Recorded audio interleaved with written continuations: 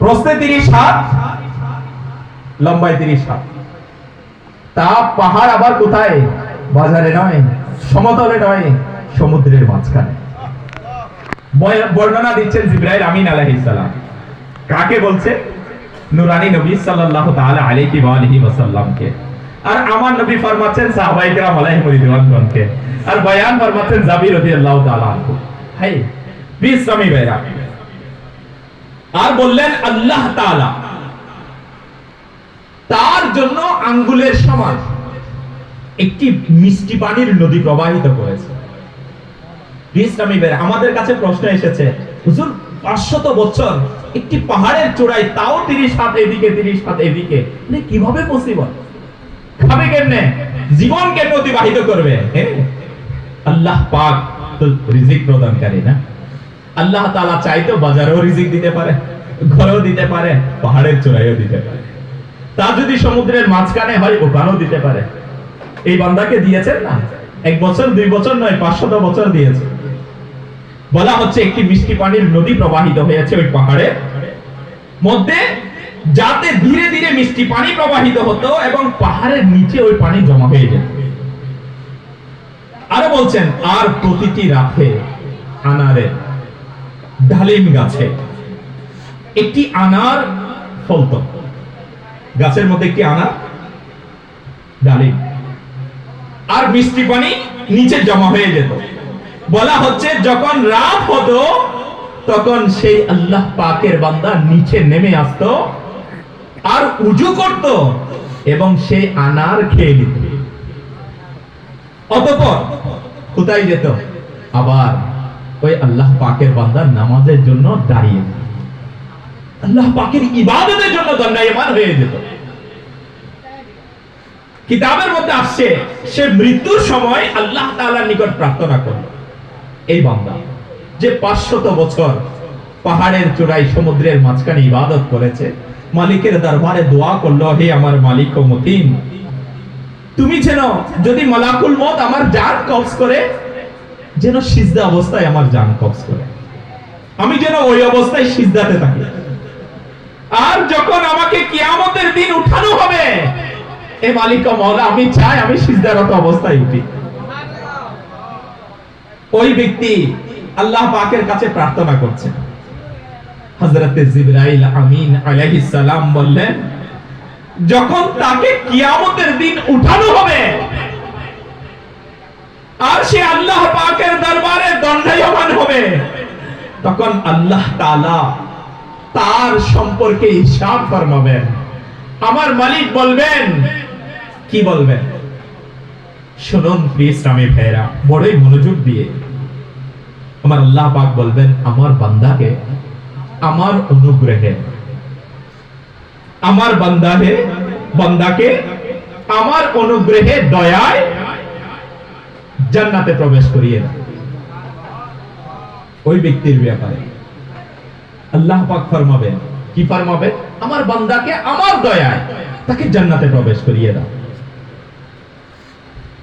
প্রিয় ইসলামী ভাইরা, এই জায়গায় সে ব্যক্তি বললেন, হে আমার প্রতিপালক, হে আমার রব আল্লাহ,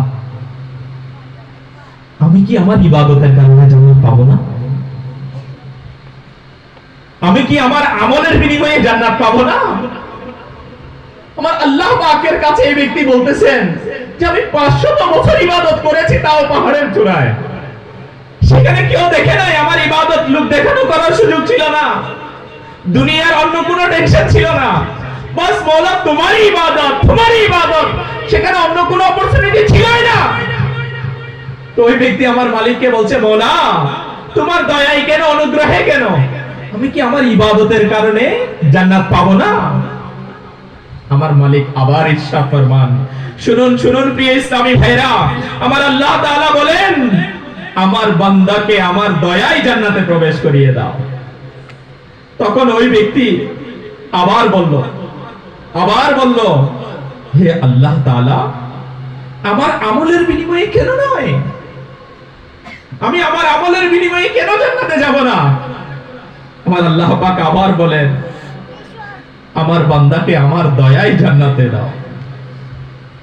এই কথা বলার পর সে যখন রবের দরবারে এভাবে বারবার আরজ করলো, আমার আল্লাহ পাক ইরশাদ ফরমালেন। কি ইরশাদ ফরমালেন? ইরশাদ ফরমালেন, শুনুন শুনুন, তাকে ফিরিয়ে নিয়ে আসো, তাকে ফিরিয়ে আনো। যখন বান্দাকে ফিরিয়ে আনা হবে, অতঃপর আল্লাহ পাক এর দরবারে দণ্ডায়মান করানো হবে। আল্লাহ তাআলা ফেরেশতাদেরকে হুকুম দিবেন, তার আমলকে আমার প্রদত্ত নিয়ামতের সাথে পরিমাপ করা হোক। আমি যে তাকে নিয়ামত দিয়েছি এগুলোর সাথে তার আমলকে পরিমাপ করা হোক। কিতাবের মধ্যে আসছে ফেরেশতারা তার 500 বছরের ইবাদত পরিমাপ করার জন্য আমার রবের পক্ষ থেকে দেওয়া মাত্র 2টি চোখের নিয়ামত, আল্লাহ পাকের দেওয়া 2টি চোখের নিয়ামত যখন রাখা হবে, বলা হবে এই 2টি চোখের নিয়ামত তার 500 বছরের ইবাদতকে খেয়ে ফেলবে। ইসলামী ভাইরা, এখন তার কাছে আর কোনো ইবাদত নাই, তার ইবাদত আমার মালিকের 2টি চোখের নিয়ামতে শেষ, খতম। এখন সে জান্নাতে কিভাবে যাবে? আমার মালিকের তো আরো নিয়ামত আছে, কানের নিয়ামত আছে, জবানের নিয়ামত আছে, হাতের নিয়ামত আছে, বডি সবগুলো আল্লাহ পাকের নিয়ামত আছে। আর কিয়ামতের দিন যখন তার এই চোখকে পরিমাপ করা হবে, তার 500 বছরের ইবাদত খতম হয়ে যাবে। ইসলামী ভাইরা, তখন আর কোনো আমল তার কাছে থাকবে না। বাকি শরীরের নিয়ামত সমূহ এর তুলনায় অনেক বেশি হবে। আল্লাহ তাআলা ইরশাদ করবেন, আমার বান্দাকে জাহান্নামে প্রবেশ করিয়ে দাও, কারণ তার কাছে জান্নাতে যাওয়ার মতো কোনো আমল আর নাই। ইসলামী ভাইরা, আমি এই মেসেজটা আমার জন্য, আপনার জন্য, আমরা যারা আজ দুনিয়াতে আছি, আজকে আমি আপনি চিন্তা করছি আমাদের কার কাছে 500 বছরের ইবাদত আছে? কে আছি এখানে? ইসলামী ভাইরা, 500 বছর তো দূরের কথা, আমাদের কার কাছে 5 দিনের ইবাদত এমন আছে যেটা আমার মালিকের দরবারে গ্রহণযোগ্য হবে? আমার আপনার কাছে 5 ঘন্টার ইবাদত নেই যেটার মাধ্যমে রবের দরবার থেকে জান্নাত হাসিল করতে পারবো। আরে আল্লাহ পাকের বান্দা পাহাড়ের চূড়ায় সমুদ্রের মাঝখানে মাত্র 30 ফিট দৈর্ঘ্য প্রস্থ, এর মধ্যে আল্লাহ পাকের ইবাদত করেছে 500 বছর। আর সে কাল কিয়ামতের দিন তার 500 বছরের ইবাদত আল্লাহ পাকের দেওয়া 2টি চোখের নিয়ামত গ্রাস করে নিয়েছে। তার কাছে আর এমন কোন আমল নেই যেটার কারণে সে জান্নাতে যাবে। হে আশিকানে রাসূল, শুনুন শুনুন, আমার আল্লাহ পাক বলবেন আমার বান্দাকে জাহান্নামে প্রবেশ করিয়ে দাও, কারণ তার কাছে আর নেকি নাই। একটু চিন্তা করে দেখি আমার বেলায় কি হবে। আমার কাছে তো 5টা রাতের ইবাদতও নাই, আমার কাছে তো আছে প্রতি ঘন্টায় গুনাহ, আমার কাছে তো আছে হারামের গুনাহ, আমার কাছে তো আছে হারাম শোনার গুনাহ, আমার কাছে তো আছে জবানকে গালি দেওয়ার গুনাহ, আমার কাছে তো আছে হিংসা, গীবত, চুগলি, আমার কাছে তো হারামের গুনাহ আমার কাজ পরিপূর্ণ বুঝা নিয়ে নিয়েছি মাথায়। হায়, কিভাবে জান্নাতের প্রত্যাশী হব?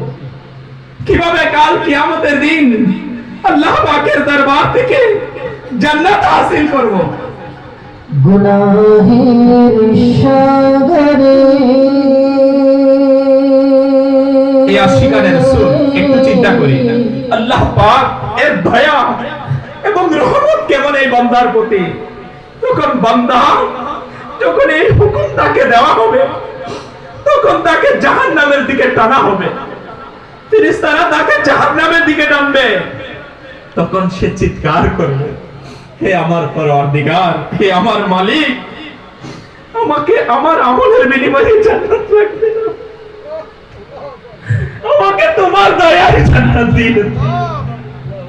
মওলা, আমাকে তোমার দয়ায় জান্নাত দাও, আমি তোমার অনুগ্রহে জান্নাতে যাব। আমার কাছে তো নাই। এখন তো বান্দা ফেসে গেছে না, তার কাছে তো আর আমল নাই যেটা সে প্রকাশ করেছিল। আরে আমাদের কাছে কোন আমল আছে যেটা আমি বলবো ওইসব করি? বলে আমার কাছে 5 বছরের ইবাদত এমন আছে যেটা বড়ই বড়ই ভালো আমল ছিল, নাই তো আমাদের কাছে। আমি তো আপনাকে বললাম এক মুহূর্তের আমলও তো নাই আমাদের কাছে, কিন্তু ওই বান্দার কাছে ছিল। আর ওই বান্দা মালিকের দরবারে আরজি পেশ করছে, হে বারে ইলাহি, হে বারে ইলাহি, হে পরওয়ারদিগার, আমার তোমার অনুগ্রহেই আমাকে জান্নাতে প্রবেশ করিয়ে দাও। আমার মালিক কেমন দয়ালু, আমার রব কেমন দয়ালু, প্লিজ আমি ভাইরা কেমন দয়ালু, শুনুন শুনুন। আমার আল্লাহ তাআলা বলেন, হাই আমার বান্দা কে এদিকে নিয়ে আসো, তখন তাকে ফিরিয়ে আনা হবে। অতঃপর আল্লাহ তাআলার দরবারে তাকে আবার দাঁড় করানো হবে। আল্লাহ তাআলা তাকে নিজের নিয়ামত সম্পর্কে জিজ্ঞেস করবে ওই বান্দার কাছ থেকে, আমি তোমাকে কোন কোন নিয়ামত দিয়েছি বলো। তখন বান্দা বলবে, যা তাকে সমুদ্রের মাঝখানে উঁচু পাহাড়ে দান করা হতো। তখন সে আরজ করবে, হে আমার পরওয়ারদিগার, এসব কিছু তো আমার কোনো বাহাদুরি নাই, সব তুমিই করেছো, এগুলো তো সব তুমিই করেছো। হাই আল্লাহ পাক ইরশাদ করবেন, এসব কিছু আমারই তো দয়া ও অনুগ্রহ, এবং আমি আমার অনুগ্রহে তোমাকে জান্নাতে প্রবেশ করাচ্ছি। অতঃপর তাকে আল্লাহ তাআলা জান্নাতে প্রবেশ করিয়ে দিবেন। এই আশিকানে রাসূল হযরত জিবরাইল আমিন আলাইহিস সালাম আরজ করলেন, হে মুহাম্মদ সাল্লাল্লাহু তাআলা আলাইহি ওয়া আলিহি ওয়াসাল্লাম, নিশ্চয়ই সকল বস্তু আল্লাহ তাআলার দয়ায় হয়েছে, সবকিছু আল্লাহ তাআলার দয়া। ইসলামী ভাইরা, আমার মালিক কেমন দয়ালু, আমার মালিক কেমন দয়ালু।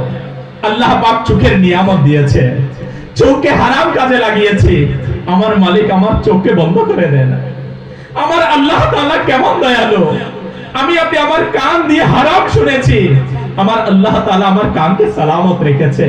আমার মালিক কেমন দয়ালু, আমি নামাজও ছেড়ে দিয়েছি, নামাজও পড়ি নাই, আমার মালিক আমার রিজিক বন্ধ করে দেয় নাই।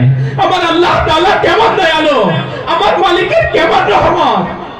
ইসলামী ভাইরা, একটু চিন্তা করে দেখি, কত গুনাহ আমি ডেলি করছি, আমার গুনাহকে মানুষের কাছে প্রকাশ করে দেয় নাই, আমি লুকিয়ে গুনাহ করেছি, কেউ দেখেও নাই, আমার আল্লাহ তাআলা জানে, কাউকে আমার আল্লাহ তাআলা বলে দেয় নাই, প্রকাশ করে দেয় নাই। আমার মালিক তো এমন রহমান, যিনি বান্দার গুনাহকে চুপিয়ে রাখে। আমার রব তো এমন দয়ালু, যিনি কাল কিয়ামতের দিন বান্দার গুনাহের পরিমাণ বেশি হওয়ার পরও, নেকি না থাকার পরেও আল্লাহ তাআলা তার বান্দাকে জান্নাতে প্রবেশ করিয়ে দিবেন। মোরা পাপ করি তুমি মাফ করো, মোরা জুলুম করি তুমি দয়া করো, মোরা পাপ করি তুমি মাফ করো, মোরা জুলুম করি তুমি দয়া করো, ফিরে আছে তোমার